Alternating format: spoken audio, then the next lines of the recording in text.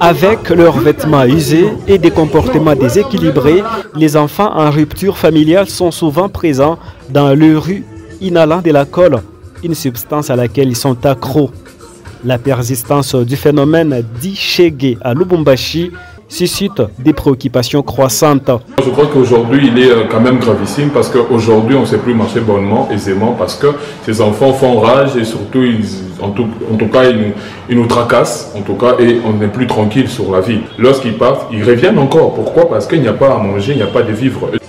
Malgré les efforts des autorités locales, le nombre d'enfants en rupture familiale continue d'augmenter et entraîne des conséquences désastreuses, comme l'indique Ludovic Boukoli, un acteur politique. Nous avons vu que le maire de la ville a essayé par ses petits moyens de pouvoir désendiguer de ce problème, mais nous voyons que ce phénomène continue et devient de pire actuellement sur la ville de Lubumbashi. Quand nous promenons sur les artères de la ville de Lubumbashi, non seulement les enfants créent de l'insécurité, mais aussi ils créent aussi de l'insalubrité.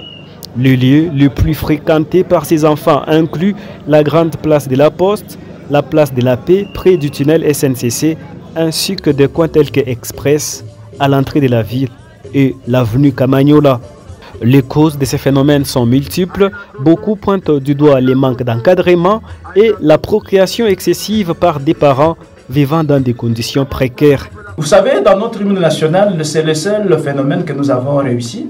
Nous peuplerons ton sol. Et ça, c'est vraiment peupler le sol, mais d'une manière désordonnée.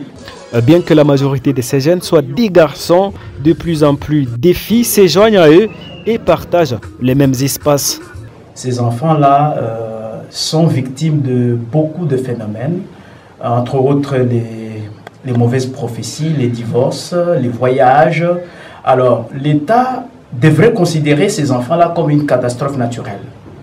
Catastrophe naturelle quand l'État s'abat sur la ville, l'État prend ses moyens pour pouvoir soulager les victimes de cette catastrophe. Mais nous qui sommes victimes plutôt de cette catastrophe, l'État nous laisse sans pour autant nous voler au secours alors que ces enfants constituent une insécurité grandissante.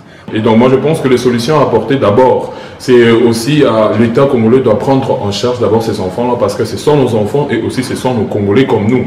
Et donc à ce niveau-là justement, c'est l'État justement qui doit assurer la tranquillité en leur donnant, en leur fournissant justement un lieu de formation. Parce que ces enfants constituent l'avenir de notre pays et s'ils continuent à être sur la rue comme ça, c'est un drame pour l'avenir de notre pays.